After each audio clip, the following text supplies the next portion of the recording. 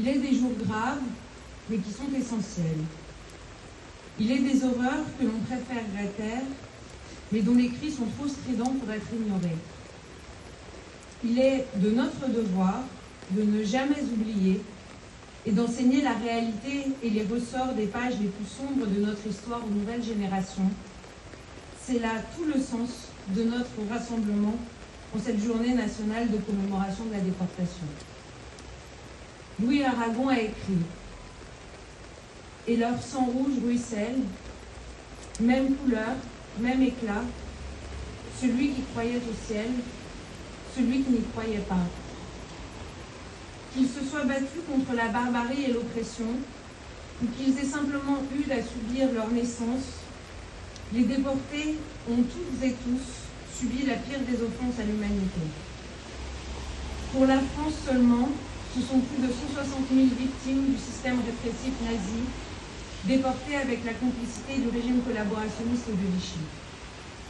Depuis Drancy jusqu'à Mauthausen ou à Auschwitz, parqués dans des camps, dans des conditions insalubres, indignes, inhumaines, réduits en esclavage, pour les plus malheureux d'entre eux, conduits aux chambres à gaz et à une mort inéluctable.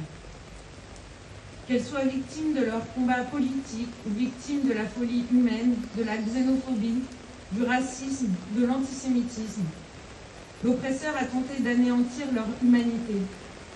Par notre présence en ce jour, nous réaffirmons justement leur humanité et nous lançons un appel à ce que jamais de tels crimes ne puissent se reproduire. Des victimes, il faut aussi se souvenir des héros, des fusillés du Mont Valérien. Né à Lyon en 1920, animateur du Cercle des Jeunesses communistes, à l'âge de 16 ans, en 1936, Marcel Berton s'engage dans les brigades internationales pour lutter aux côtés des républicains espagnols contre la tyrannie de Franco.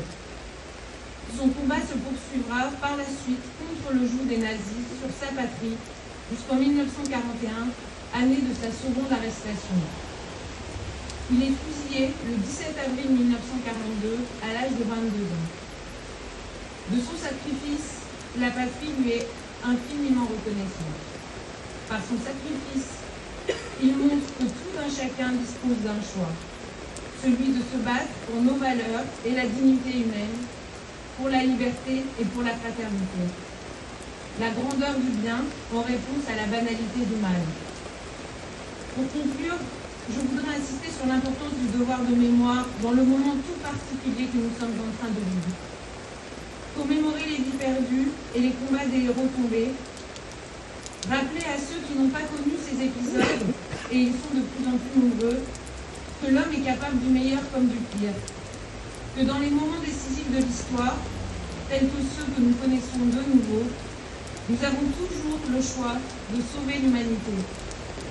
Il est en notre pouvoir de reprendre le combat de ces hommes et de ces femmes, français, immigrés, étrangers, de toutes les opinions et confessions, qui ont donné leur vie pour défendre une France libre et fraternelle, en écrasant les régimes totalitaires qui reproduisent les ignominies du passé. Réagir maintenant, alors que les ténèbres se reforment, réagir maintenant, avant qu'il ne soit trop tard. Au temps où les totalitarismes ne cachent plus leur volonté expansionniste et menacent tous les hommes libres, servons-nous de ce jour pour se remémorer et tirer des leçons du passé. Faisons le choix de l'unité, de la fraternité, de la paix.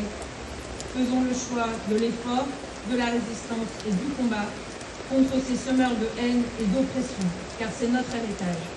Vive la République et vive la France.